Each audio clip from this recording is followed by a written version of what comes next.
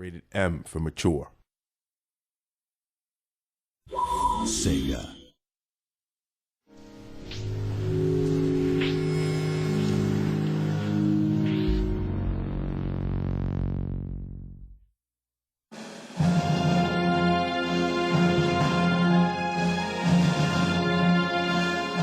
I don't know if everybody knows, but SEGA's just down the street. It's only 3 blocks down on Townsend in San Francisco.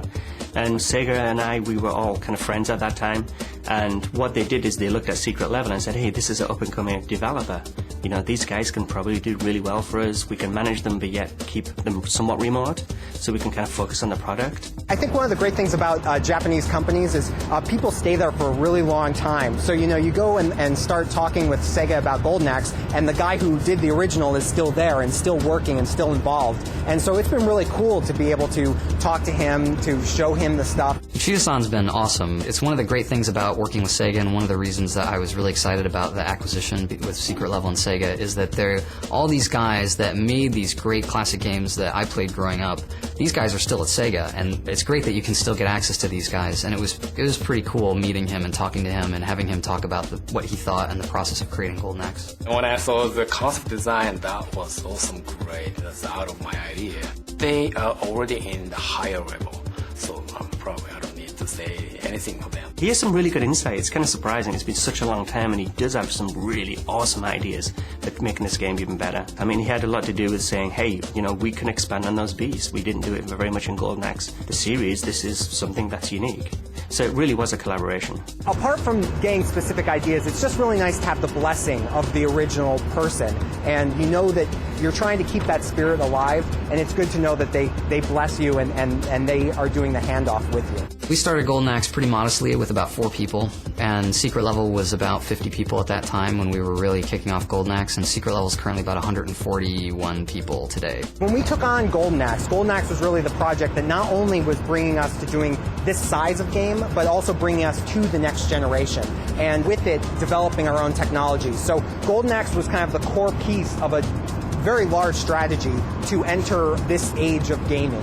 So this is our game to really jump into next gen and show people what we can do and why we consider ourselves one of the top tier developers out there. When we sat down at the beginning of the Golden Axe process, we put together key points that were important to us about the original Golden Axe. So whether it's the gnomes that are coming in, you know, in a reinterpreted way now to make them, you know, with next gen graphics believable, or whether it's plot points regarding Death Adder or the main characters, we've tried really hard to always respect the license and go back to the original. Hereditary of Golden Axe was always cartoony, but basically what we want to do is bring it to a gritty realism and bring it more into the 21st century, you know, what's been going on in the films recently. I think games have been moving in a more cinematic direction for a long time, and in particular with this generation of games, you have the resolution on the characters that you're able to convey a lot more emotion. And for us, we need to tie those things together. I mean, you need to have an amazing fantasy world, having it be very barbaric, but then there has to be that emotional component, and that's really the challenge now. The art design process started quite some time ago, where I sat down with Silvio Abisher.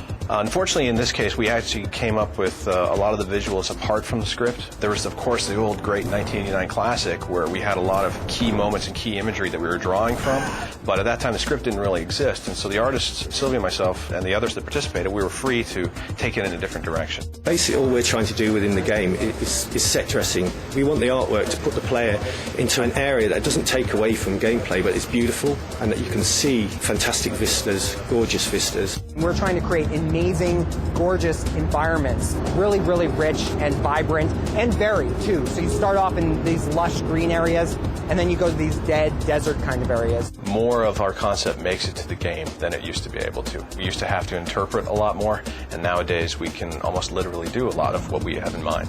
In our case, with our evolving technology, and it is still a new technology for our company, not everything's possible, but even what we are capable of is still ahead of what we could do a few years ago. So one of the first things you'll see is it's a free roaming world. You can go anywhere. And beyond that, you can actually wander for up to 1 kilometer in any direction. And I think that's quite a powerful thing. We spent a lot of time thinking about the story on Golden Axe, and one of the things that we wanted to be careful of is that we were telling a story that we thought was something that was more than just filler, that had a purpose and made sense with the world. And so there's a lot of stuff that is not just told in story as a cutscene or an interactive in-game cutscene, but something where it really weaves into the reasoning behind a lot of what's going on in the game. It's really a retelling, if you will. It's like rewriting the Bible again in our own little way. And I think what's really interesting is it's about Tyris Flare relationship with what we call the Titan, the last remaining living god in the world. So if you remember the arcade game where you kind of went on the back of a giant turtle and a giant eagle, they were living Titans. So with us, all the Titans have actually been killed by Death Adder except one remaining Titan, which happens to be the dragon fire god. And what Death Adder is doing really is he's trying to torture the dragon to find out where are the pieces of the Golden Axe. It's the ultimate, weapon to have in the whole story. So really it's about Tyris' emotional connection to the dragon and how she ends up getting her fire magic, or the start of her fire magic abilities in the game. And it's actually kind of nasty. It's a mature game. There's a lot of gore, dismemberment, and death in this game, a little bit different to a teen game. Over the course of the project, I think the story and the various project needs externally have shifted a bit. We didn't start with the mature rating. That kind of grew on us, for example, and we've had to figure out what that means and how we're going to interpret that in a tasteful way. What I like the most is all the gore and blood. Since I'm in the game industry, I wanted to do dismemberment, and I was on teen kind of rated game, so I could not do that. And I think it feels right, when you hit the arm goes up. What we wanted to do was bring the violence to a crescendo, and basically you've got to balance that out as the game progresses. It's got to get more and more violent as it goes to a crescendo at the end there. And how we did that was basically find out which way we should split the bodies, and that was the fun part of it. So one of the things that we tried to incorporate into the fighting system was a really integrated parry and then counter-attack move that you do. And I think that's where you see some of the best parts of our combat system. A big guy is coming after you. If you block it, then there's this opening for you to be able to make a really great finishing move. When Tyris is able to do that well, it's pretty cool to watch. We have a lot of brutal attack that are really nice paired animation because we have like a nice animation team. I think that part makes people say, oh, that must hurt. There is a lot of gore in our game. It's just amazing what we've been able to do with the decap. I mean, the heads, the arms, everything. It's something else. And I mean, the designers have specifically asked us to actually slow down the deaths so that they don't just fall right away, but kind of have a lumbering death so you can butcher them up as they're falling. The combat is fun, and you'll be able to hack and slash your way through the world, and it so provides that core hack and slash barbarian experience that people remember from the original Golden Axe. I think they're going to be surprised and happy with the fact we try to pay as much tribute to the original as possible as well. We have the little gnomes, for example, that you get the magic from and steal the bodies and that sort of thing, but we've tried to reinvent them for the 21st century in a little bit of an edgier and a darker way. We can't mess around with the gnomes. We have to have the gnomes in the game and don't change how they work. Magic system's another good example. We could have made it a complicated system with lots of different spells, but instead we went for the 3 types of spells. Fire-based magic for Tyris. Keep it simple. Hit the button once, spell 1. Hit it 3 times for the ultimate smart bomb spell, and summon a giant dragon. Just like the arcade when the big dragon head came in the screen and got blasted the fire down on the minions.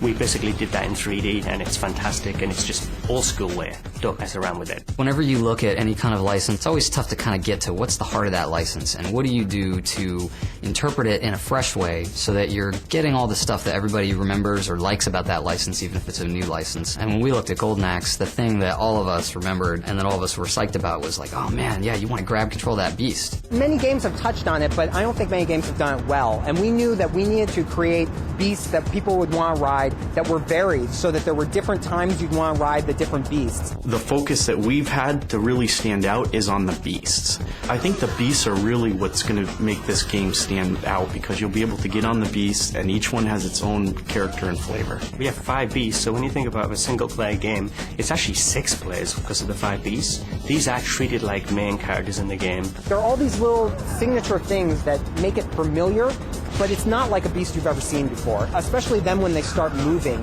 and especially when you're riding on these things. I mean, that's an experience that you're like, wow, that is something I'm not going to be able to do in the real world. I think there's a lot of games that have done things where you get to ride on creatures, but it's always kind of like an ancillary thing. It's always something where you do it for transport from one area to another, but we really wanted something where it's like, no man, we get to just totally be at one with this beast and do all kinds of cool stuff and have different kinds and take it into combat and just really make it a part of the game.